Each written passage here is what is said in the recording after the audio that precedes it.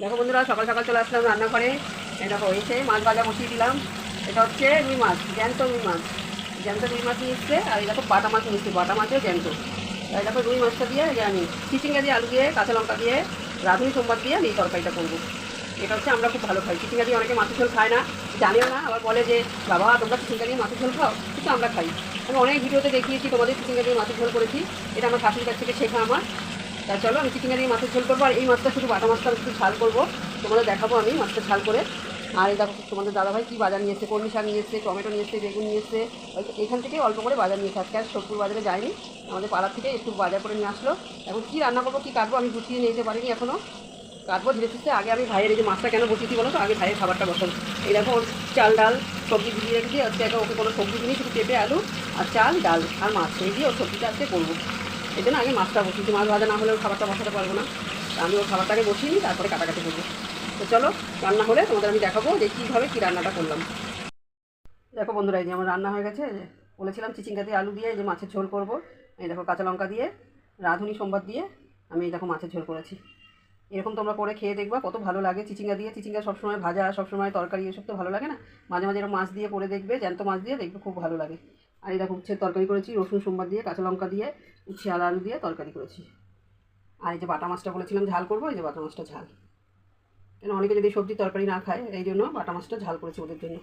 ছেলে মেয়ের তো প্যাকনা আছে জানোই তো। আর এই যে কলমি শাক ভেজেছি, কলমি শাক ভেজেছি। এই যে কলমি শাক ভাজা দিয়ে আমার মেয়ে ভাত খেয়ে নিল গরম গরম শাক ভাজা দিয়ে।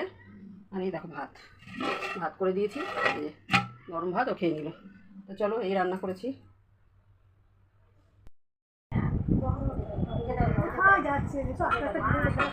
মাইমা দেখো, মাইমা ওরে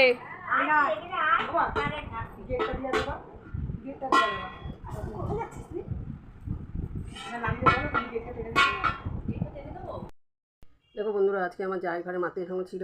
কিন্তু মাতৃসঙ্গটা মানে কী বলবো, আমাদের যে মাতৃসঙ্গ করে আমাদের যে মা আর কি, সেই মায়ের ছেলের আজকে একটা দুর্ঘটনা ঘটে গেছে।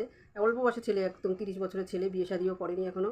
হঠাৎ কালকে মানে শরীরটা এত খারাপ, মানে হসপিটালে নিতে নিতেই আর একদম মানে কী বলবো আমি আর বলতে পারছি না।